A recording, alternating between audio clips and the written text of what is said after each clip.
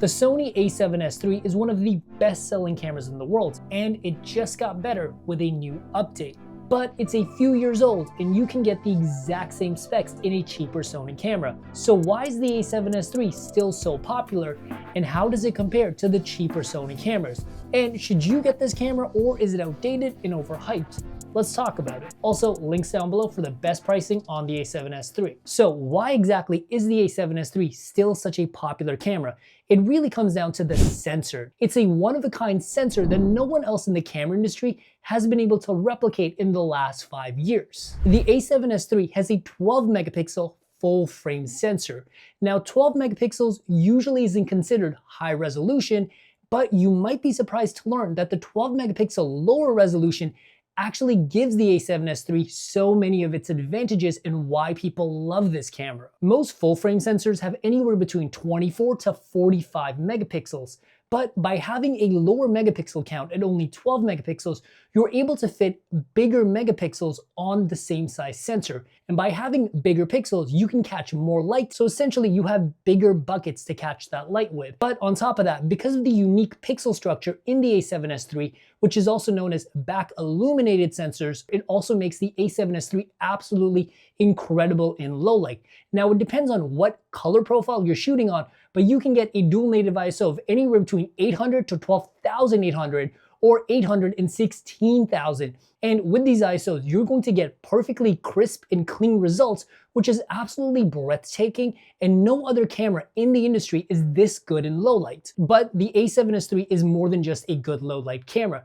because thanks to the unique processing in Sony cameras, the A7S III also has incredible dynamic range that you don't really see on a mirrorless camera, and the dynamic range is much closer to that of a cinema camera or a movie camera. So you're going to get a very professional looking video, and it's not going to look like a mirrorless camera at all. And you'll even notice that the same sensor gets used on Hollywood sets and big commercial projects. And another benefit of the A7S III is the phenomenal autofocus. It does a really good job with tracking fast-moving subject matter, and it also has face and eye tracking. But the A7S III does not have AI-based autofocus that you see in newer Sony cameras and most cameras in general, but you may not need AI-based autofocus, especially when the autofocus in the A7S III was already world-class. But something to note is that the newer and cheaper Sony cameras do have AI-based autofocus, and if you're someone that's running and gunning all the time, and you're shooting in really fast-paced environments, it might be worth looking at those cameras simply for the AI-based autofocus. So apart from the gorgeous image quality of the A7S III, what exactly can this camera do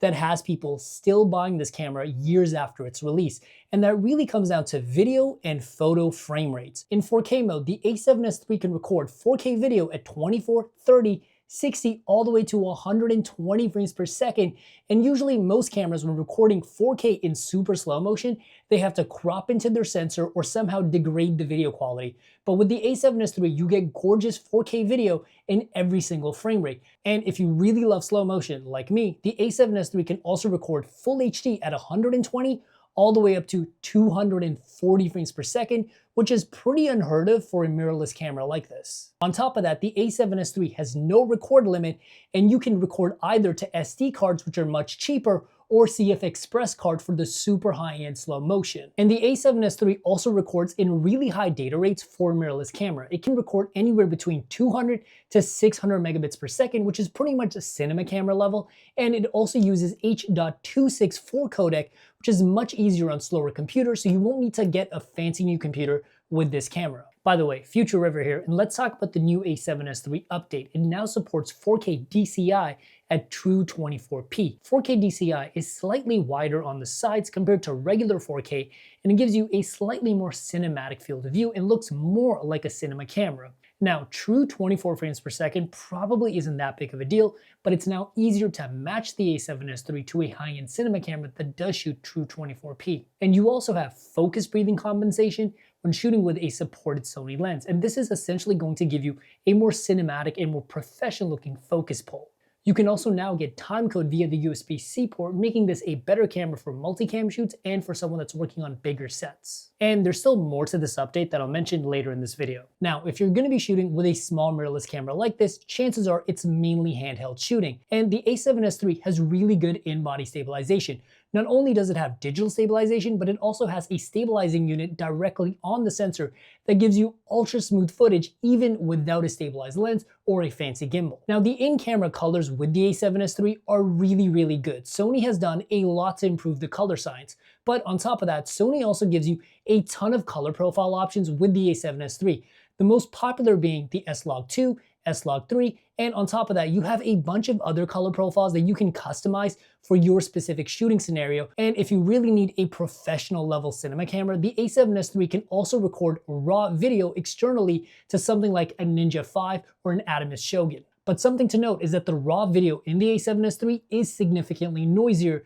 That's because there's no denoising done in camera, but that's okay, because chances are if you're shooting raw video, you're going to be denoising your video later on anyways. Now, I have to address the elephant in the room, and that is the 12 megapixel sensor.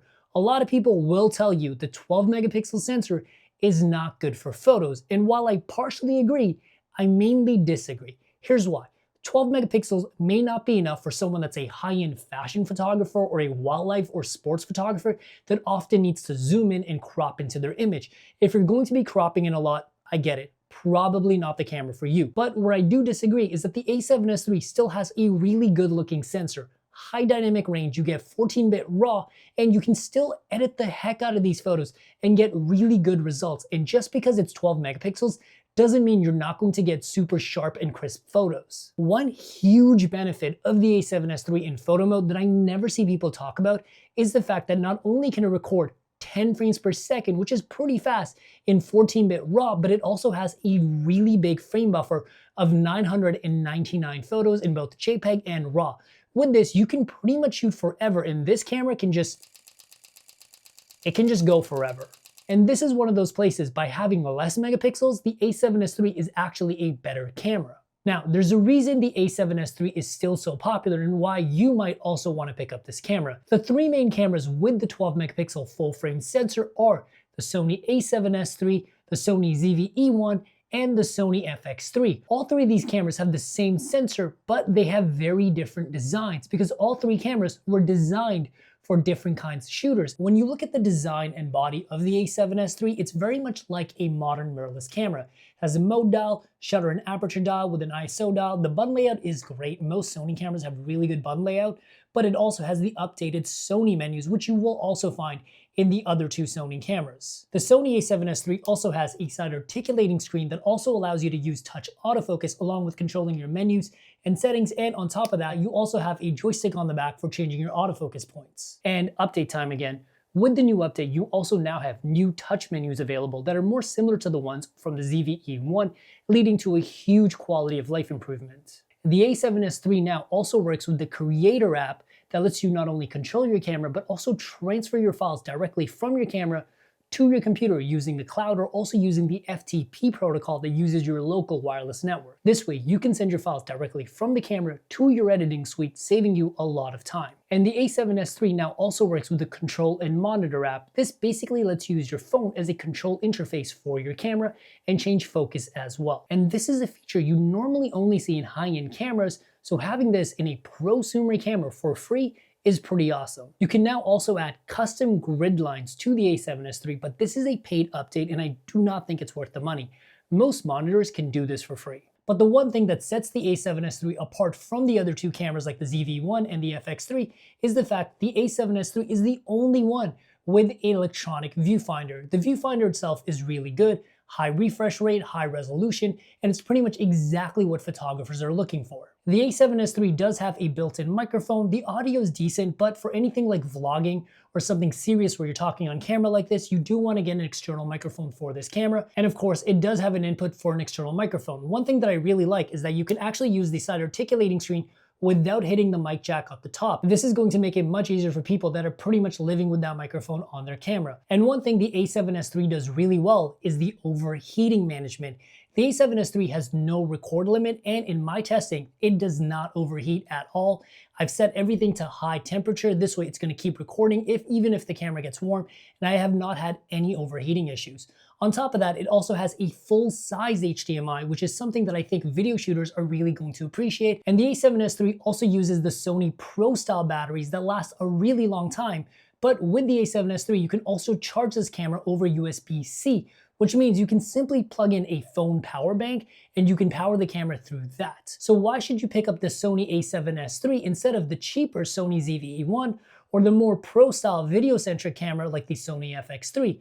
Well, with the A7S III, you're getting a real hybrid camera. You can use it like a photo camera with the electronic viewfinder, and it still has everything you need to make it a good video camera, plus no overheating, no record time, dual SD card slots, great battery life, pretty much everything you need. The main reason I recommend someone pick up the Sony ZV-E1 instead of the A7S III is if you're mainly a digital content creator. That camera is made from the ground up with digital content creators in mind. You're going to get the same video specs, but you're going to get other features like cinematic vlog mode, AI-based autofocus, and my favorite, the built-in 3-capsule microphone that's going to give you phenomenal audio. And the ZV-E1 is also smaller, cheaper, and lighter. So if you're someone that doesn't need all the fancy bells and whistles of the A7S III, the ZV-E1 is definitely a better buy. And if you're someone that's really a pro video shooter, maybe you don't really care about the photo features, the FX3 is a few $100s more, but it's rigged up to be a pro cinema camera. It has the exact button layout you would expect on a cinema camera. On top of that, it also has some fancy S-Log3 Cinema EI modes that filmmakers really need. But the main reason people pick up the FX3 is the built-in fan and design, and just knowing that you're getting a proper cinema camera. However, the A7S III does not overheat, and if you can make some compromises in terms of design, you can save yourself $400 to $500 and just get an A7S III. But most importantly, if you want to make sure you get the best possible pricing on your camera, make sure to check out the links in the description down below, and I'll see you guys in the next video.